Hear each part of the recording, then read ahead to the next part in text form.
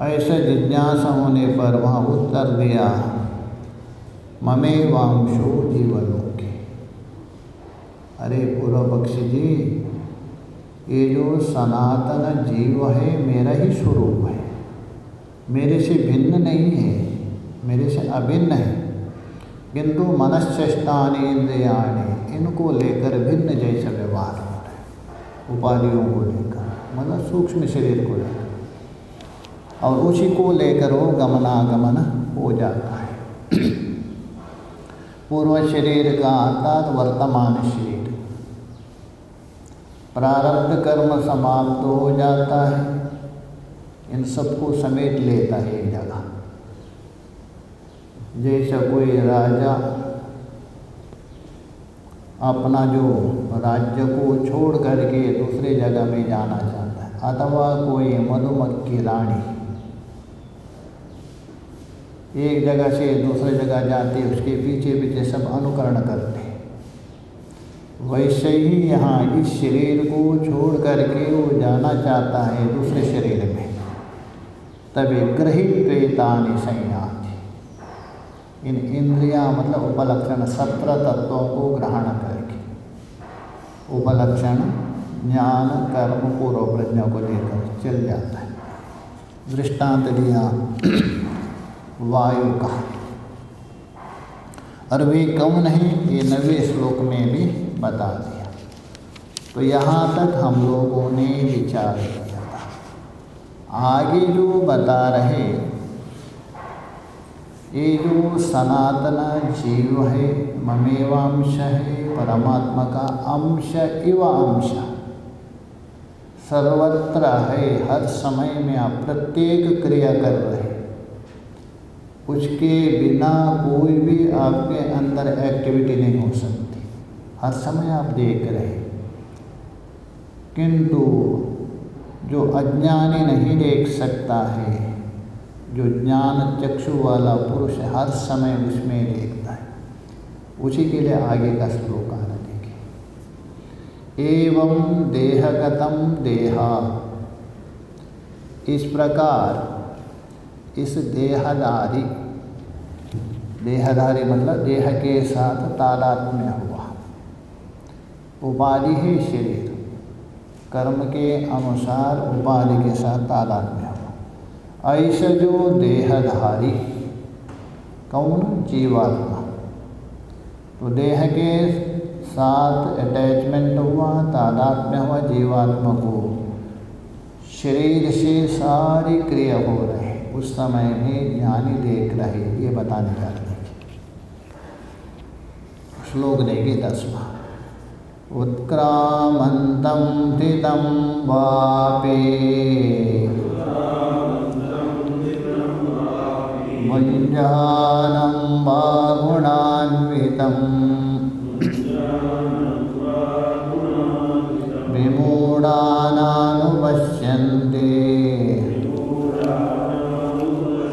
पश्यन्ते ज्ञानचक्षुषः। इस शरीर में तादात्म्य होकर सारे शरीर को प्रकाशित करने वाला जो तत्व है ममेवांश, उसको ज्ञानी हर समय में देखता है, अज्ञानी नहीं, उसी को ये बता। कभी कभी उत्क्रामंतम, उत्क्रामंतम बोल तो पूर्व शरीर को छोड़कर जाते हुए, मतलब ये वर्तमान जो शरीर है उपात्त शरीर कहते हैं, उसको छोड़ करके जो जा रहे प्रारब्ध के अनुसार उस समय में। स्थितम, स्थितम बोल तो वर्तमान शरीर में जो स्थित है अभी, पूर्व शरीर को छोड़ के जो जा रहे उसको भी पहचानते हो, कौन जा रहे, कौन चेतन है, किसके बल से जा रहे। और स्थितम बोल तो वर्तमान शरीर में जो विद्यमान है, जिसके द्वारा आप व्यवहार कर रहे हैं। देखिए मैं है तभी मेरा परिचय करवा रहे आप, मैं के ऊपर ये थोपा हुआ उपाधि है, उनकी परिचय दे रहे, मैं महात्मा हूँ, मैं ब्रह्मचारी हूँ, मैं सन्यासी हूँ, मैं गृहस्थी हूँ, मैं विद्वान हूँ, मैं अमुक हूँ। इसके द्वारा परिचय है, जिसके ऊपर जो थोपा है अधिष्ठान के द्वारा आप है, आप परिचय दे रहे, आपके बिना किसको कौन परिचय देंगे। इसलिए स्थित अवस्था में भी शरीर में वर्तमान में, स्थित बोलते वर्तमान स्थित, उत्क्रामंत बोल तो पूर्व शरीर को छोड़कर जाते समय। भुञ्जानं वा, अथवा भोग करते समय में इस शरीर में कौन भोग कर रहे हैं, ये भोक्तृत्व धर्म किसका है, कैसा आ गया, क्या मैं इसका दृष्टा हूँ, मैं भोगता हूँ, उस समय में भी देख रहे यथार्थ। और गुणान्वितम, गुणान्वित का मतलब है गुणः आच्छादितम, गुणों से युक्त होना, गुणों के साथ संबंध हो रहे। सत्वगुण के साथ संबंध होने कर सात्विक वृत्ति बन रही, राजसिक बन रही, तामसिक बन रही। पीछे बताया था उस समय में भी। किसके समय में? पूर्व शरीर को छोड़कर जाते हुए वर्तमान शरीर में रहते हुए स्थितम, और रहकर भोग करते समय गुणों के साथ तादात्म्य होते समय एक चैतन्य है, तत्व है, उसके द्वारा हो रहे सब। किंतु विमूढ़ा नानुपश्यन्ति, जो विमूढ़ व्यक्ति है, विचार नहीं है, अज्ञानी है, मोहित हुआ है, वो नहीं जानता है ये सारा कार्य किससे हो रहे। आप पंखा चला रहे, एसी चला रहे, कूलर चला रहे, लाइट चला रहे, उसके पीछे कौन है? एक बिजली है, बिजली के बिना नहीं, उसको नहीं देख रहे। अरे खूब एसी चल रही है, बहुत ठंडी है, अच्छा है, एसी किससे चल रही है उसको नहीं जानता है। तो ये बोले विमूढ़ानानुपश्यन्ति। इसलिए भगवान भाष्यकार जी ने भी बता दिया, पश्यन्नपि च पश्यति मूढ़ा युतनिमित्तं बहुकृत वेदा भज गोविंदम। देखते हुए भी नहीं देख रहे। पश्यन्नपि च, भाष्यकार जी ने बृहदारण्यक स्तुति में भी बताया, आरामम पश्यन्ति। स्वप्न में सारा जितना भी आप देख रहे पदार्थ को देख रहे, किंतु तम न पश्यति कश्चन। जिसके द्वारा आप स्वप्न को देख रहे, स्वप्न को प्रकाशित कर रहे, उसको कोई नहीं देख रहे। भाष्यकार जी ने स्पष्ट कहा, ज्ञानी अतिरिक्त, ज्ञानी देखता है, अज्ञानी। यहाँ भी वही बता रहे। विमूढ़ानानुपश्यन्ति, यहाँ भगवान खेद प्रकट कर रहे हैं। विमूढ़ानानुपश्यन्ति शब्द के द्वारा एक प्रकार से भगवान खेद प्रकट कर रहे हैं। मैं सर्वत्र हूँ, सर्वत्र दर्शन होते हुए भी नहीं देख रहे, आंख बंद करके बैठे हैं। अच्छा, कौन देखता है? पश्यन्ति ज्ञान चक्षुषा, ये दूसरे बार आ गया, 13वें अध्याय में भी बता दिया है। ज्ञान चक्षुषा पश्यन्ति। अरे ज्ञान चक्षु क्या है? पीछे बता दिया था 13वें में। शास्त्र आचार्य उपदेश जनितम आत्मा प्रत्यक्ष आत्म प्रत्याय का ज्ञान, यही ज्ञान चक्षु। शास्त्र और आचार्य के उपदेश से, मतलब श्रवण मनन निधिध्यासन से प्राप्त हुआ आत्म तत्व को साक्षात्कार करने की जो अखंडाकार वृत्ति है अथवा आत्मज्ञान है, उसी का नाम है ज्ञान चक्षु। क्योंकि चक्षु का अर्थ पहले बताया था मैंने, चष्टे व्याचष्टे, देखने का साधन।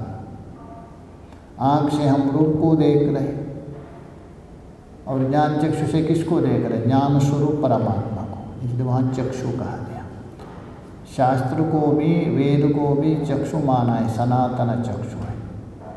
इसलिए यहाँ चक्षु का मतलब है जो आत्मज्ञान, मतलब आत्मा साक्षात्कार करने का ज्ञान का नाम है, वो ज्ञान चक्षु। उससे देख सकते हैं आप। भाष्य में देखिए, उत्क्रामंतम, उत्क्रामंतम तो परित्यजंतम देहम पूर्वापात्तम, पूर्वापात्तम बोल तो पहले प्राप्त हुआ जो शरीर, उसको परित्याग करते हुए। क्योंकि शरीर यदि प्राप्त किया है तो त्यागना आवश्यक है, नियम है।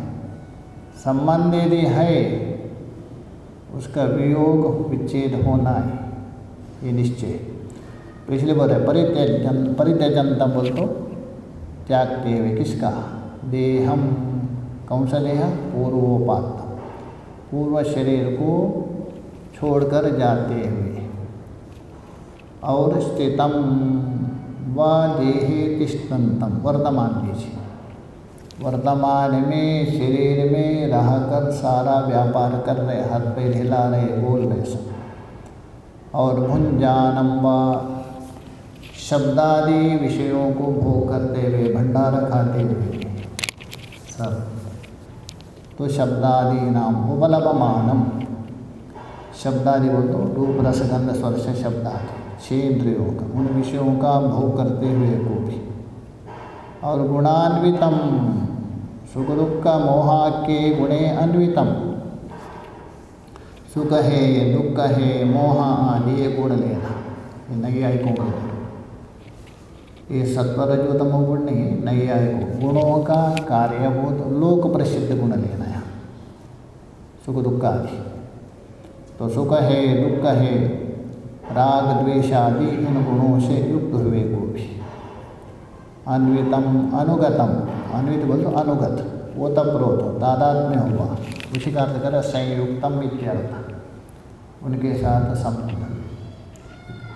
एवं भूतम, ऐसा उस परमात्मा को, अपि एनम अत्यंतः दर्शनः गोचर अप्राप्तम, यानी इस प्रकार अत्यंत दर्शन गोचर होते हुए भी, एनम तो आत्मा, कैसे वो अत्यंत दर्शन गोचर अप्राप्तम, हर समय में आप उसको देखने के बाद सबको देख रहे,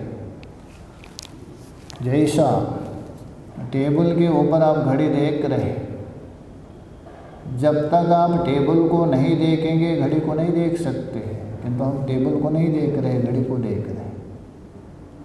वस्त्र में रंग देख रहे, खरीद करने के बहुत बढ़िया साड़ी, बहुत बढ़िया रंग है, धागे को जब तक नहीं देखेंगे रंगों को नहीं देख सकते, किंतु आपकी दृष्टि धागे में गौण हो गई, रंग में प्रदान हो गई। इसी प्रकार यहाँ हमारी दृष्टि व्यावहारिक दृष्टि प्रदान हो गई, और जिससे द्वारा व्यवहार हो रहे वहाँ गौण हो गई।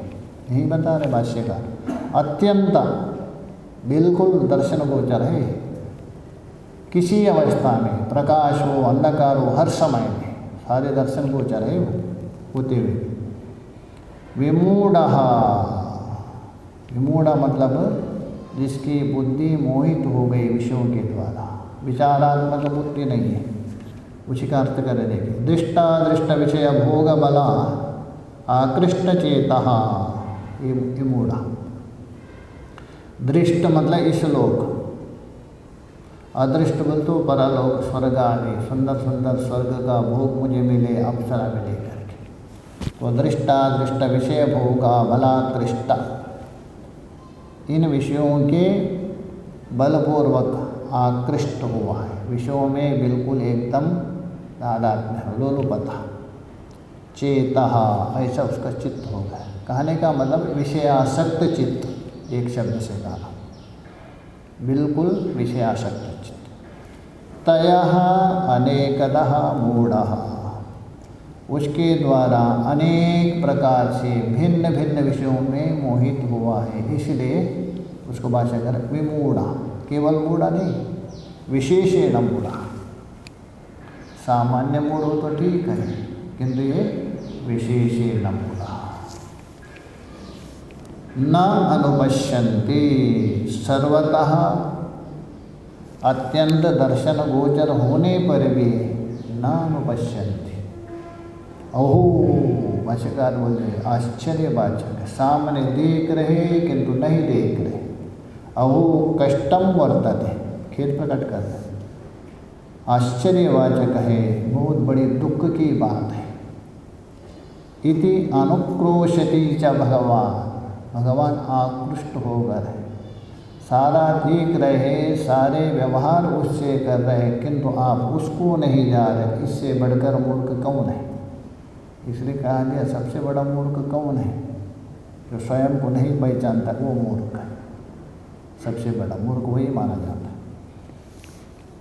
ये तो पुनः, हाँ किंतु जे महात्मा है, वेदांत श्रवण कर रहे, विचार कर रहे आप लोग, ये तो पुनः प्रमाण जनित ज्ञान, जो प्रमाण से उत्पन्न, प्रमाण में तो सभी प्रमाण नहीं लेना प्रत्यक्षादि, वहाँ प्रमाण बोल तो शास्त्र प्रमाण, शास्त्र भी नहीं, उस शास्त्र को आचार्य के द्वारा श्रवण किया, स्वमति नहीं, तो शास्त्र आचार्य उपजनित जो प्रमाण, उससे जनित ज्ञान चक्षुषा, उस ज्ञान नेत्र से, ते एनम, ये जिसके पास है नेत्र, वे लोग, एनम बोल तो इस आत्म तत्व को, पश्यन्ति ज्ञान चक्षुषा, अर्थात ज्ञान नेत्र के द्वारा देखते हैं। विविक्त दृष्टय इत्यर्थ, स्पष्ट अर्थ कर रहे हैं। कौन देख रहे हैं? जो विवेक दृष्टि वाले, नित्यानित्य का विवेक करने वाले, सत्यासत्य का, कर्तव्य अकर्तव्यता का, उसको विवेक करने वाले वो देख सकते हैं, वो देखते हैं। केचित्, और कुछ लोग मतलब ज्ञानी उसको स्पष्ट देखते हैं, उसी कोई स्पष्टीकरण कर रहे हैं। ज्ञानी है बिल्कुल स्पष्ट देखते हैं, और अज्ञानी नहीं देखते हैं, उसे कोई स्पष्ट कर रहा है आगे केचित् करके। यतन्तो योगिनश्चैनं पश्यन्त्यात्मन्यवस्थितं, यतन्तो प्रकृतात्मानो नैनं पश्यन्त्यचेतसः।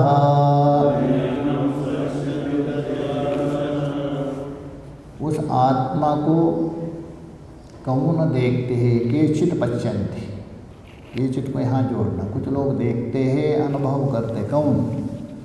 तो बोल रहे यतन्तो योगिनः, यतन्तो बोल तो प्रयत्न करने वाले योगी लोग, मतलब संपूर्ण विषयों से विरक्त होकर, पुत्रेषणाश्च वित्तेषणाश्च लोकेषणाश्च युक्ताया, ऐसे जो सन्यासी साधक, मतलब आभ्यंतर संन्यास जिसके पास है, ऐसे जो योगिनः समाहित चित्त वाले, योगिनश्च एनम, एनम बोल तो आत्मान, वो जो आत्मा है, परमात्मा है, पश्यन्ति, वो केचित् पश्यन्ति, वे देख सकते, मतलब उसको देखने की साधना जिसके पास है, साधना बताया, वो देख सकते, अरे वो देखते।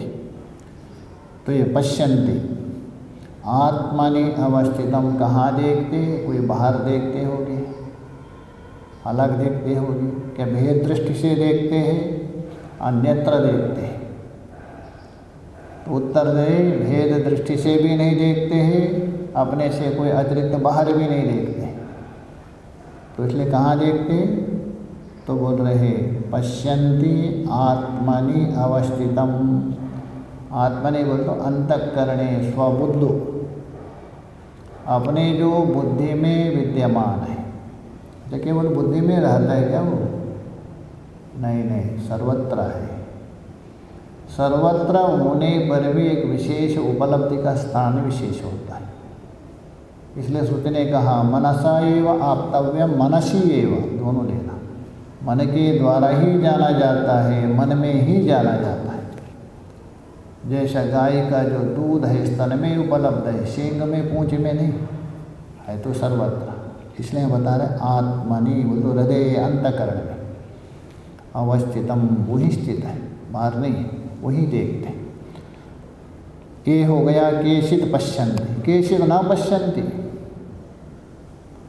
विमूढ़ः पहले हो गया विवेकी, पहले जो बताया था विवेकी पश्यन्ति, आगे विमूढ़ा ना पश्यन्ति, उसके लिए बता रहे। केचित् अध्याय कर दिए, यतन्तोपि, प्रयत्न तो कर रहे हैं, लगे हैं, अकृतात्मनो, किंतु अकृतात्मा, अकृत का मतलब है जिसने अपने अंतःकरण को शुद्ध नहीं किया, विषयासक्ति को त्यागा नहीं, उसको अकृतात्मा कहा। कृतात्मा कहते हैं, आत्मा शब्द से लेना, नित्य लेना। जिसने अंतःकरण शुद्ध किया है, पवित्र किया, उस व्यक्ति को कहते कृतात्मा। और जिसने अंतःकरण पवित्र नहीं किया, निर्मल नहीं किया, दूषित है, उसको बोलते अकृतात्मा। कहने का मतलब है विषय आसक्त पुरुष, साधना तो कर रहे, विषयों में आसक्ति भी पड़ी है, दोनों। ऐसा जो अकृतात्मनु प्रयत्न कर रहे हैं, ऐसा देखा जाता है। वो तो लोग बहुत प्रयत्न करते हैं किंतु विषय आसक्ति नहीं छोड़ी। वे लोग नैनम पश्यति अचेतसा, अचेतस को आगे लीजिए, अकृतात्मनो अचेतसः। अचेतसा मतलब उसकी बुद्धि नहीं है, उसका चित्त नहीं है, नहीं लेना। अब चित्त नहीं तो कैसे काम करेंगे, इसलिए अचेतस बोल तो अज्ञानी, जो अज्ञानी है, मूर्ख है, और जिसका अंतःकरण शुद्ध नहीं हुआ, ये नम न पश्यते, इस आत्मा को नहीं देखते, होने पर भी नहीं देख सकते। जिस प्रकार जिसके आँख में जो दोष आ गया, रतौंधी अथवा जो भी आजकल कहते हैं, उसे उसमें चंद्रमा तो दिखते हैं, अथवा होने पर भी नहीं दिखता, वस्तु रात्रि में नहीं दिखता है, रतौंधी जो होता है उसको नहीं दिखता है वस्तु होने पर, वैसे ना पश्यते। यह दो बताया, पूर्वार्ध में जो विवेकी है, विचारवान है, सर्वत्र विद्यमान आत्मा को अनुभव करता है, और जो अविवेकी है, विषयासक्त है, वो सर्वत्र होने पर भी नहीं देखता। ये बता भाष्य में देखिए, यतन्तः, यद धातु प्रयत्नार्थ में होता है, तो प्रयत्नम कुर्वन्तु, प्रयत्न करने वाले कौन, योगिनः, योगिना का अर्थ कर रहे हैं समाहित चित्ता, अर्थात प्रयत्न करने वाले भी है और चित्त समाहित। चित्त समाहित तभी होगा, चित्त में पड़ा हुआ जो कल्मश है, चित्त में पड़ा हुआ जो दोष है, वो शिथिल हो तभी होगा। जब तक चित्त में दोष है, समाहित नहीं हो सकता। भले बैठे आप, चित्त पूरा घूम जाएगा दुनिया भर के, ध्यान में बैठेंगे, चित्त पूरा दुनिया घूमता है। जितना अभी चिंतन में नहीं आता, ध्यान में ज़्यादा होगा। देख लीजिए थोड़ा परीक्षा, अपना चित्त को पहचानना हो, चुपचाप एकांत में ध्यानस्थ बैठ के देख लीजिए मेरा चित्त कहाँ था। ठीक है, आता है, घबराना नहीं है, ऐसा नहीं, पहले अवस्था में आता है, इसलिए छोड़ना नहीं। कितना दिन धीरे धीरे धीरे बस वो भी आ जाता है। जैसा पिंजड़े के अंदर बंद किया हुआ जो शेर कितना दिन खुराबात करेंगे, खूंखार यदि है 1 महीना करेंगे, 2 महीना, 6 महीना करेंगे, उसके बाद वो समझ जाता है अभी कोई मेरा चारा नहीं, बस यही है, शांत। वैसा ही जिसका मन जितना भी विषयासक्त क्यों ना हो, यदि आप बैठे रहे शरीर से, धीरे धीरे धीरे वो भी एक दिन आ जाए। बहुत प्रश्न करते महाराज, मन तो नहीं लगता है, शरीर से बैठना ठीक है या नहीं? मैं बोलता बिल्कुल ठीक है, बैठना चाहिए, क्योंकि आपका शरीर तो आपको वश में तो आया ना। मन जाने दो, बैठे बैठे उसका ही चिंतन करो, नहीं लगता चिंतन हो तो बैठे रहो। यदि शरीर आपके लिए वश आ गया, एक दिन आपका मन भी आ जाएगा। मन नहीं लगता है क्यों बैठे, ऐसा नहीं, बैठना चाहिए। तो प्रथम अवस्था, इसलिए बता रहे समाहितः चित्ता येनम, येनम बोलो प्रकृतम आत्मा, प्रकरण में जिस आत्मा को लेके चल रहे वो आत्मा को लेना। पश्यन्ति अयम अहम अस्मि, ऐसा नहीं, भेद दृष्टि से नहीं देख रहे हैं। भाष्यकार स्पष्ट कर, अयम अहम अस्मि, जो आत्मा कोई अलग नहीं है, मेरा ही स्वरूप है, मैं ही हूँ, अहम अस्मि कर, अहम ब्रह्मास्मि। इस प्रकार वहाँ उपलब्धते, देखना नहीं, अनुभव करता है।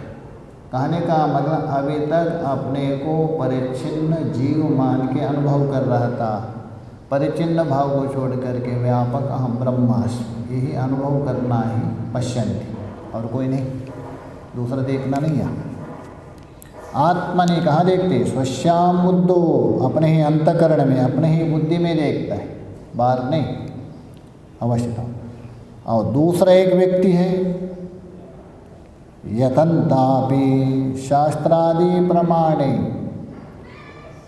अर्थात शास्त्र में बताए हुए प्रमाण हैं उनसे ही प्रयत्न तो कर रहे वो भी, ऐसा नहीं।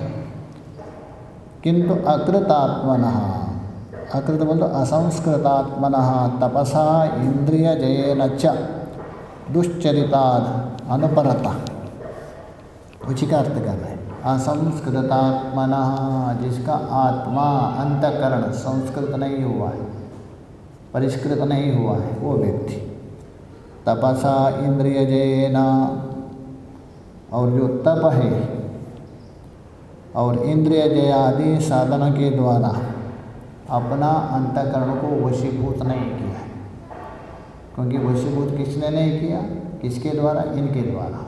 इसलिए भगवान भाष्यकार ने कहा दिया एन नाराधितो देवा, इसने देवता की आराधना नहीं किया और गुरु के अनुग्रह नहीं है, और जिसका जो हृदय वश में नहीं है मन, तस्य सिद्धिर्न सिद्ध शांतिर्न सिद्ध्यति, उसको शांति नहीं मिलेगा। ये तीन आवश्यकता है।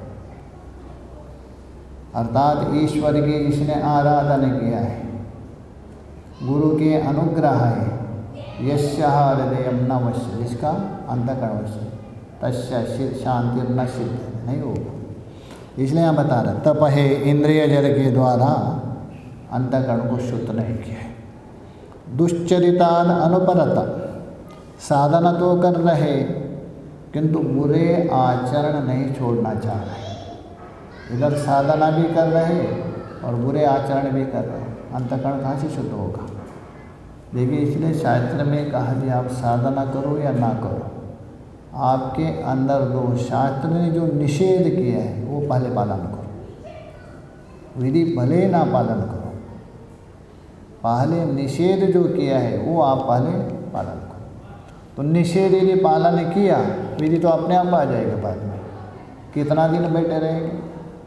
कोई व्यक्ति चुपचाप, शायद निषेध किया व्यवहार कम करो, अनात्म विषय का चिंतन, ठीक है कमरे में बैठे रहे, कितना सोते रहेंगे आप, दिन भर नहीं सो सकते। अंततः सोचेंगे चलो बहुत हो गया, चलो शास्त्र जो चिंतन भजन करो, सोते सोते उब जाएंगे। पहले निषेध का अवश्य पालन करना पड़ेगा। इसलिए बोले दुश्चरिता अनुपरता, ऐसा जो व्यक्ति अशांत दर्पात्मनः, और उसके अंदर जो घमांड है, शांत, अरे मैं इतना बड़ा तपस्या करता हूँ, मेरे जैसे कोई तपस्वी नहीं है, वो शांत नहीं हुआ है। तो इसलिए बोल रहे हैं अशांत दर्पात्मना, जैसे वहाँ महाराष्ट्र में हो गए नामदेव जी, घोड़ा के घर में गए थे सब लोग। ज्ञानेश्वर जी ने कहा देखो घोड़ा तो घड़े को परीक्षा तो करते हैं, कच्चा है पक्का, सबको ठोकते गए। नामदेव जी के पास गया, सबको अलग बात है, मेरे से क्यों करते, बोले कच्चा है। तो मतलब भगवान से बात भी कर रहे हैं, सब कुछ कर रहे हैं, किंतु वहाँ अहंता अभी तक निकली नहीं। तो तभी जाके जो गुरु स्वीकार किया तभी निकला, तभी समझ गया। तो कहने का मतलब अशांत दर्पात्मना, जो घमांड जिसके अंदर है, थोड़ा सा भी यदि घमांड हो, शास्त्र का हो, किसी का साधना का नहीं हो सकता। कुर्वन्तापि, करते हुए भी, नयनम पश्यते, जैसे आत्मा को या तो देखेंगे या तो स्पष्ट रूप से नहीं देखेंगे, या तो बिल्कुल नहीं देखेंगे। यदि अनुभव भी हो रहे, स्पष्ट रूप से नहीं हुआ। कौन अविवेकी नहा, अविवेकी। आगे जो बता रहे हैं यत पदम, आगे बताने जा रहे हैं जो यत पद, यहाँ यत पद कोई अलग नहीं है, पीछे जो बताया था ना तत्पद, अथवा यदगत्वा न निवर्तन्ते, जिसको प्राप्त करने के बाद वापस लौट के नहीं आता है। अथवा पदम अव्ययम तत्, वो अव्यय पद है तत्, वो तत्पद कहा गया था, वही यत पद है। तो इसलिए बोला यत पदम, उसके आगे अन्वयी। सर्वस्य अवभासकमपि, कौन, अग्न्या आदित्यकम ज्योति यत्पदम न अवभासयते, वहाँ अन्वय कर दीजिए। सर्वस्य अवभासकम, संपूर्ण जगत को अवभासक बोलते हो प्रकाशित करने वाले कौन? अग्नि है, सूर्य है, चंद्रमा है, ये सब ज्योति। यत पदम, जो आगे बताने जा रहे यत पद, अथवा पीछे जो 6वें श्लोक में बताया था यद गत्वा न निवर्तन्ते, अथवा पदम अव्ययम तत्, एक ही अर्थ है। उस पद को न अवभासयते, वहाँ जोड़ दीजिए, उसको प्रकाशित नहीं कर सकते। सारे जगत को भले प्रकाशित करे किंतु उस पद को प्रकाशित नहीं कर सकते। यत प्राप्तः च मुमुक्षवः, और जिस परम पद को प्राप्त हुए मुमुक्षु जन, जो मुमुक्षु है, अभी मुमुक्षु नहीं है, मुमुक्षु कभी प्राप्त होने से पहले, अभी मुक्त हो गए। भाष्यकार देखिए प्राप्त प्रयोग कर रहा है, तो प्राप्त होने के बाद मुमुक्षु क्या है? या तो भूतकालीन देखिए, क्योंकि मुमुक्षु भी 4 प्रकार के माने हैं। भाष्यकार ने अन्यत्र व्याख्या किया है। मुमुक्षत्व किसको कहते हैं? संसार बंध निर्मुक्ति कदा झटिति में भवेत इति या सुदृढ़ा बुद्धि रीरिता सा मुमुक्षुता। अर्थात संसार बंधन से मैं कभी मुक्त हूँ, ऐसा जो अत्यंत तीव्र जटिल बुद्धि जिसके अंदर है, इसी का नाम है मुमुक्षुता कहा गया। और वो मुमुक्षुता है तीव्र मध्यमा मंदा अतिमंदा भेदा चतुर्विधा, 4 प्रकार का मान। एक तीव्र मुमुक्षुता, मध्यम मुमुक्षुता, मंद मुमुक्षुता और अतिमंद है। तो मंद और अतिमंद कभी मुक्त हो नहीं सकते। मंद का व्याख्या किया है भाष्यकार ने, अरे मोक्ष के लिए तो बहुत समय है, मुक्त तो होना है मुझे, तो बहुत समय है, अभी थोड़े समय तक भोग करना है। मुमुक्षुता है ये मंद मुमुक्षुता, मुक्त तो होना चाहता है किंतु अभी बहुत समय है, बाद में जाके भोग करने के, मंद है। और अतिमंद का मतलब है अरे जाते जाते रास्ते में कोई मणि मिल जाएंगे, ऐसे ही मेरा प्रारब्ध मेरी हो तो मुक्ति मिल जाएगी, उसको क्या प्रयत्न करना, मुक्त तो होना है, प्रारब्ध मेरे है तो मुक्त हो जाए, ये अतिमंदता माना, ये कभी मुक्त नहीं होंगे। तो इसलिए बता रहे हैं यहाँ उत्तम या मध्यम दीजिए। इसलिए मुमुक्षवः, ऐसे जो मुमुक्षु पुनः संसारी मुखम संसार अभिमुखा न निवर्तन्ते, जो पहले मुमुक्षु थे और उसके बाद श्रवण मनन निधिध्यासन के द्वारा प्राप्त होने के बाद मुक्त हो गए, ऐसे जो महापुरुष है ज्ञानी दोबारा संसार में नहीं आते, न निवर्तन। यस्य च पदस्य उपाधि भेदात्, और जो पद है, जो पद मतलब तत्पद अथवा यत्पद, वही उपाधि भेद से अनविधीयमान जीव कोई अलग नहीं, एक ही तत्पद। ये इंद्रिय आदि 6 बताया था, वह सूक्ष्म शरीर, इन उपाधियों को लेकर वो अलग अलग जीव दिख रहे हैं। कैसा? घटाकाशादया इव आकाशस्यांशः, जैसे एक ही महाकाश का हजारों घट है, रख दिया आपने, कुमार ने घड़े बना दिया, 1000 घड़े बना के रख दिया, सभी के अंदर आकाश है, सभी घड़े के अंदर आकाश कौन है? वो महाकाश का ही अंश है, वैसे ही उस तत्पद का ही अंश है जीव। तस्य पदस्य, वो जो पद है सर्वात्मत्वात्, वो सर्वात्मा है, जिस पद को प्राप्त करने के बाद लौटता नहीं, वो सर्वात्मा है। सर्व व्यवहारास्पदत्वं च विवक्षु, और समस्त व्यवहार का आधार है वो, आश्रय, आस्पद बोलो आश्रय, जो भी आप व्यवहार कर रहे हैं संपूर्ण व्यवहार का वो आश्रय है। च विवक्षु, ऐसा बतलाने के इच्छा से, ये जो बताने के इच्छा से कौन? भगवान। 4वें श्लोक है, 12 से लेकर आगे 4 श्लोक तक विभूति ही संक्षेपम आह, भगवान की जो विभूतियों को संक्षेप से बता रहा, यद्यपि पीछे तो बता ही दिया था, पुनः संक्षेप से बता रहा, उसको देखिए। यदादित्यगतं तेजो जगद्भासयतेऽखिलम् यच्चन्द्रमसि यच्चाग्नो तत्तेजो विद्धि मामकम्। यद आदित्यगतं तेजो, संपूर्ण जगत को प्रकाशित करने वाला आदित्य में जो तेज है वो तेज मेरा है। अंतिम के साथ अन्वय कर लीजिए। जगत भासयते अखिलम, संपूर्ण जगत को प्रकाशित करे कौन? आदित्य में विद्यमान तेज, वो क्या है? मामकम विद्धि, वो मेरा है। ये चंद्रमसी, चंद्रमा में जो तेज है वो भी मेरा ही है। यच्च अग्नो, अग्नि में जो तेज प्रकाश करने के सामर्थ्य है, मामकम विद्धि, अर्थात मेरा ही, मतलब मेरा ही तेज को लेकर सूर्य चंद्र अग्नि सब प्रकाशित कर रहे भान। भाष्य में देखिए, यद आदित्यगतम, उसी का अर्थ करें आदित्य आश्रयम, गतम करते हैं आश्रय, आदित्य में विद्यमान। किम तत्, क्या आदित्य में विद्यमान है? तेजो अतः दीप्ति, प्रकाश, आभा, प्रकाश।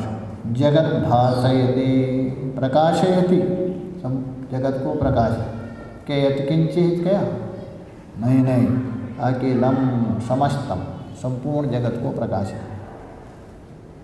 यह चंद्रमसी, चंद्रमसी का अर्थ करें शशभृति तेज, शशभृति बोल तो खरगोश को धारण करने वाला, इसलिए चंद्रमा का नाम है शशांक। उसमें रहने वाला शीतलात्मक तेज। आभासकम वर्तते, सब आगे अन्वय, ये मेरा समझो। यच्च अग्नो, हुतावहे, हुताव अग्नि का नाम है जिसमें आहुति दी जाती। तत्तेजो विद्धि बोल तो विजानी ही, जानो, क्या जानना? मामकम बोल तो मदीया ममा विष्णु तज्ज्योति, मैं व्यापक विष्णु, इसलिए मेरी विष्णु की ही ज्योति ऐसा समझो।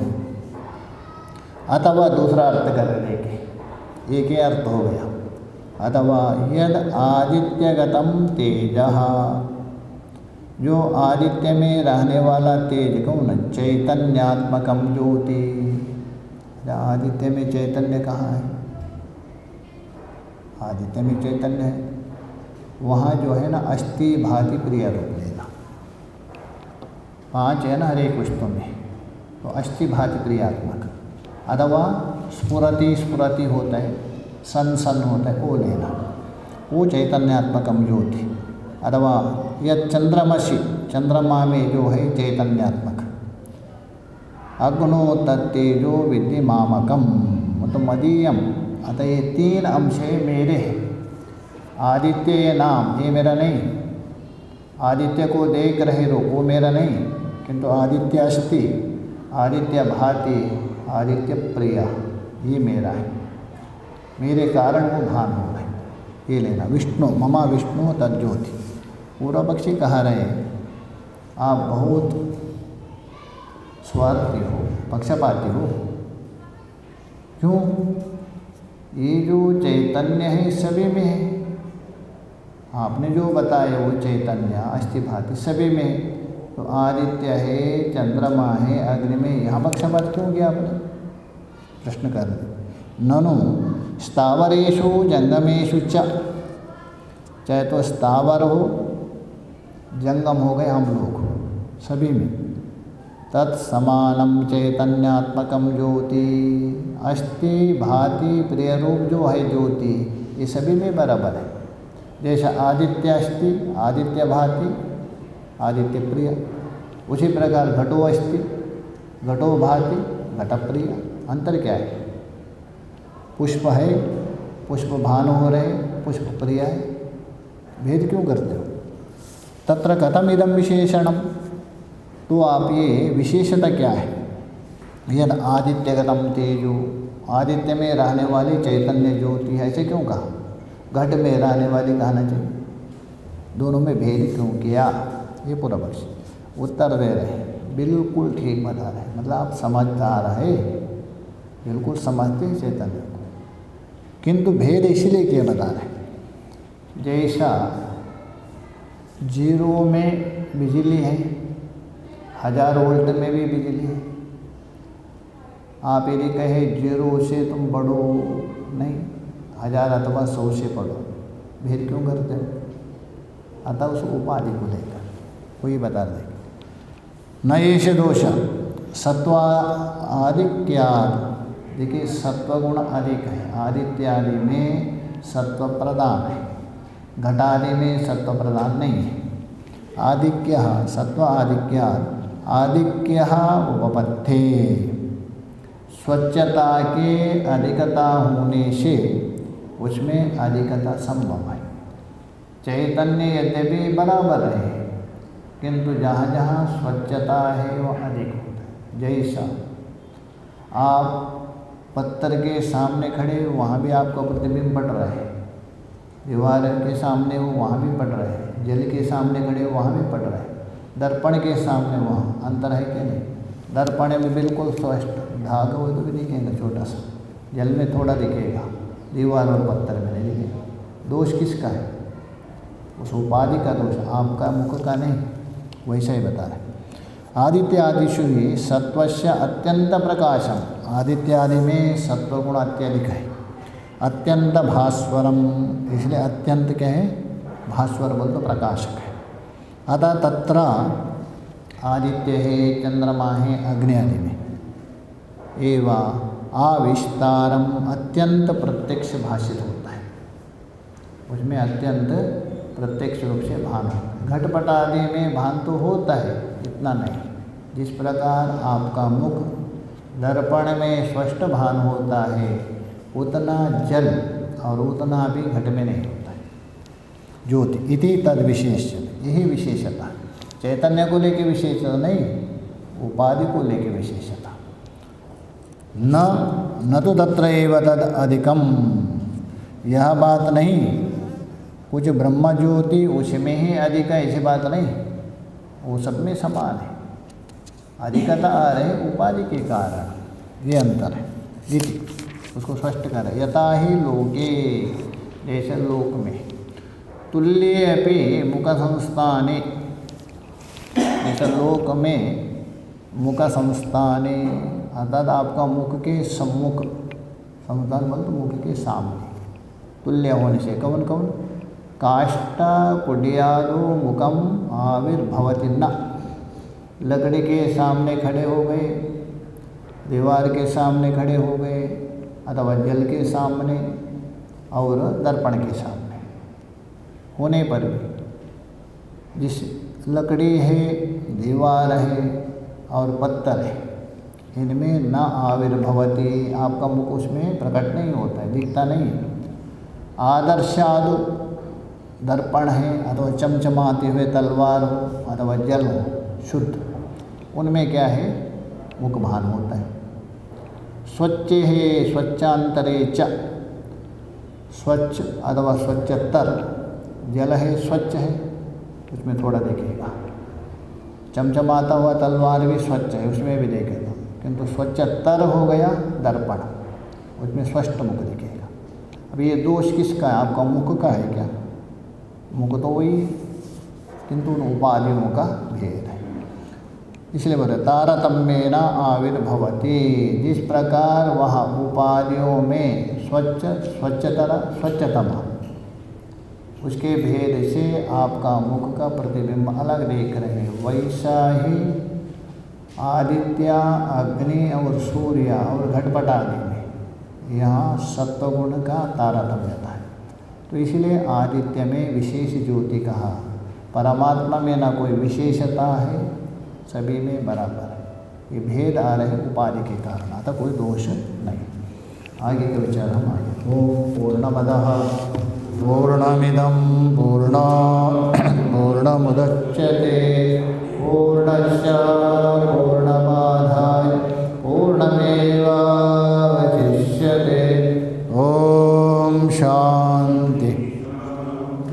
शान्तिः शङ्करं शङ्कराचार्यं केशवं बादरायणं सूत्रभाष्यकृतो वन्दे भगवन्तौ पुनः ईश्वरो गुरुरात्मेने मूर्तिभेदविभागिने योगवर्याप्तदेहाय दक्षिणा